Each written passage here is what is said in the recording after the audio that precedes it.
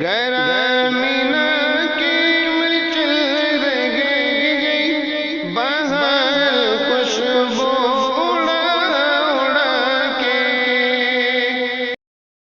بسم اللہ الرحمن الرحیم۔ ایک سوال موصول ہوا ہے کہ ووٹ کی شرعی حیثیت کیا ہے اور پیسے لے کر کے ووٹ ڈالنا کیسا ہے؟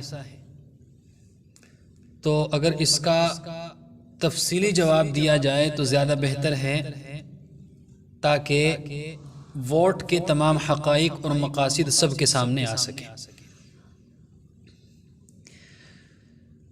تو دیکھیے، ووٹ ایک امانت ہے، اور امانتوں کے تعلق سے اللہ رب العزت نے قرآن کریم کے اندر ارشاد فرمایا ہے، ان اللہ یأمرکم ان تؤدوا الامانات الی اہلہا، یعنی اللہ تبارک و تعالی تم کو حکم دیتا ہے کہ امانتیں ان کے مستحقین کو پہنچایا کرو۔ اس آیت کے متعلق حضرت مولانا مفتی محمد شفیع صاحب علیہ الرحمہ اپنی کتاب معارف القرآن جلد ثانی کے اندر لکھتے ہیں کہ اس آیت کا نزول گرچہ ایک خاص واقعے میں ہے، ولیکن حکم عام ہے جس کی پابندی پوری امت کے لیے ضروری ہے۔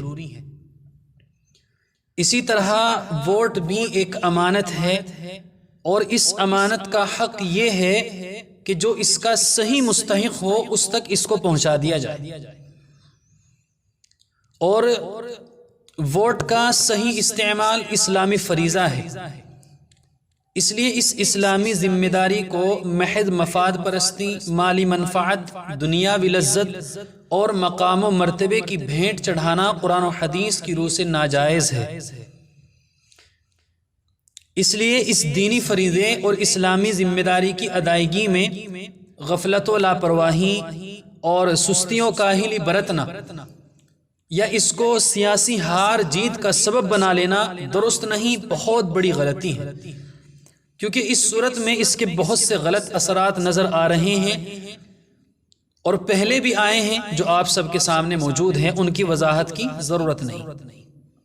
اس لیے ووٹ کو صحیح طریقے سے استعمال کیا جائے، کیونکہ ووٹ استعمال کرنے کا مقصد یہ ہوتا ہے کہ آپ ایسے باکردار لوگوں کو چوز کریں کہ جو ملک کے خیر خواہ ہوں، ملک کی بقا و ترقی اور عوام کی خدمت اور ان کے مسائل کا حل کرنے کی فکر رکھتے ہوں، جو آپ کے جان و مال، عزت و آبرو اور دین کی حفاظت کر سکے۔ آپ ایسے لوگوں کو اپنا ووٹ دیں، نہ کہ ایسے لوگوں کو کہ جن کو ملک اور عوام کی کوئی فکر نہ ہو، جو آپ کی شریعت اور شریعت کے قوانین کو بدلنے کی کوشش کریں، جن کو صرف اپنی تجوریاں بھرنے کی فکر ہو۔ آپ ایسے لوگوں کو ہرگز ووٹ نہ دیں،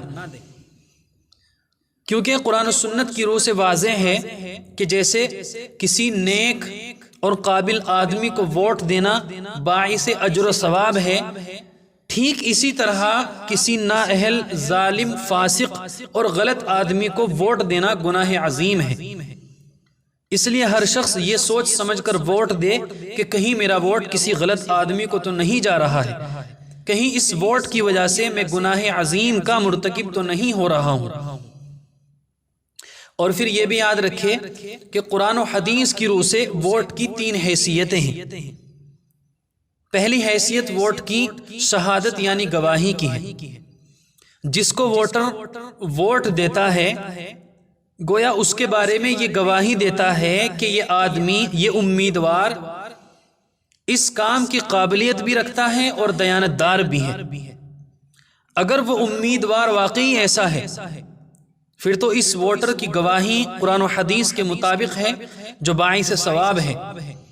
ولیکن اگر وہ امیدوار ایسا نہ ہو اور ووٹر اس کو یہ جانتے ہوئے بھی کہ یہ شخص اس عہدے کے قابل نہیں ہے، ظالم و فاسق ہے، پھر بھی اس کو ووٹ دے، تو یہ جھوٹی شہادت ہے جو سخت کبیرہ گناہ ہے اور وبال دنیا و آخرت ہے۔ کیونکہ قرآن کریم کے اندر اللہ رب العزت کا ارشاد موجود ہے. اللہ تبارک و تعالی فرماتے ہیں وَلَا تَكْتُمُوا الشَّهَادَةَ وَمَن يَكْتُمْهَا فَإِنَّهُ آثِمٌ قَلْبُهُ، یعنی شہادت کو مت چھپاؤ، اور جو شہادت کو گواہی کو چھپائے گا اس کا دل گنہگار ہے. لہٰذا اچھی طرح سوچ سمجھ کر اپنے ووٹ کو استعمال کیا جائے. ووٹ کی دوسری حیثیت شفاعت یعنی سفارش کی ہے. یعنی ووٹر امیدوار کی نمائندگی کی سفارش کرتا ہے کہ میری رائے میں یہ اس عہدے کا صحیح حقدار ہے.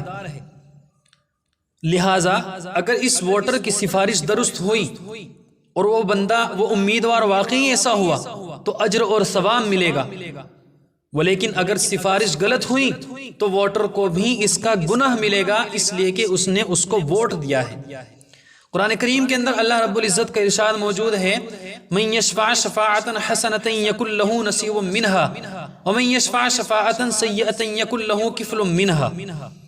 اللہ تبارک و تعالیٰ کا ارشاد ہے جو شخص اچھی سفارش کرتا ہے تو اس میں اس کو بھی حصہ ملتا ہے، اور جو شخص بری سفارش کرتا ہے تو اس کی برائی میں اس کا بھی حصہ لگتا ہے. لہٰذا اگر کسی نااہل، نالائق، فاسق اور ظالم کی سفارش کر کے، یعنی اپنے ووٹ کے ذریعے سے اس کو کامیاب بنایا جائے، تو جتنے وہ ظلم کرے گا اور عوام کے صحیح مسائل حل نہ کرنے کی وجہ سے اس کو گناہ ہوگا، اتنا ہی گناہ ووٹر کو بھی ملے گا. کیوں؟ اس لیے کہ اس نے اسے ووٹ دیا ہے، اس نے اس کے حق میں سفارش کی ہے، اس نے اس کے حق میں شہادت دی ہے، گواہی دی ہے، اس لیے اس کو بھی گناہ ملے گا. بس یہ یاد رہے کہ ہمارے ووٹوں سے کامیاب ہونے والا امیدوار اپنے 5 سالہ دور میں جو نیک یا بد عمل کرے گا ہم اس کے شریک سمجھے جائیں گے. اور ووٹ کی تیسری حیثیت یہ ہے کہ ووٹر امیدوار کو اپنا نمائندہ اور وکیل بناتا ہے. لہٰذا اگر یہ وکالت اس کے کسی ذاتی حق کے متعلق ہوتی تو اس کا نفع اور نقصان بھی اس کی ذات کو پہنچتا اور یہ خود ذمہ دار ہوتا. ولیکن یہ وکالت ایسے حقوق کے متعلق ہے کہ جس میں اس کے ساتھ ساتھ پورا ملک اور پوری قوم شریک ہے. اس لیے اگر کسی نااہل، ظالم و فاسق کو اپنی نمائندگی کے لیے ووٹ دے کر کامیاب بنایا گیا تو پوری قوم کے حقوق پامال کرنے کا گناہ بھی اس کے سر پر آئے گا. اس لیے خوب اچھی طرح سوچ سمجھ کر ووٹ کا استعمال کیا جائے. محض مالی منفعت کے لیے یا کسی اور لالچ کے لیے ووٹ کا استعمال ہرگز نہ کیا جائے، ورنہ تو دنیا و آخرت کا وبال اس کے سر پر آئے گا. اور اخیر میں چند باتیں ایسی ہیں کہ ووٹ ڈالنے سے پہلے ان باتوں کا خیال بھی ضروری ہے، آپ ان کو بھی ملاحظہ فرما لیں.